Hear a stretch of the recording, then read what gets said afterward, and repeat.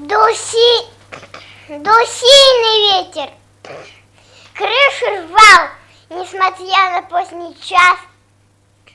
В округе в ясли кто-то спал, стихия не на шутку разошлась. Но вдруг какой-то пай с криком побежал и принялся махать метлой.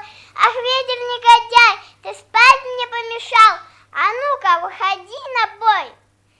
Я ведь не из робких, все мне по плечу, сильный я и ловкий, ветра проучу. И ветер закружился, заметался, и ей начал с корнем рвать. Ну, откуда этот сумасшедший взял, что хочет с ветром воевать?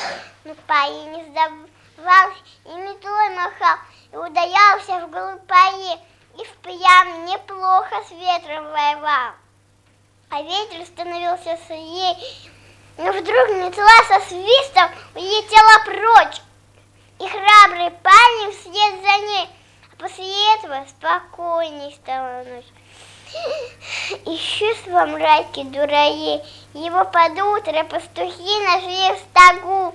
Он очень крепко спал, а ветер песни напевал ему, и кудри ласковато трепал.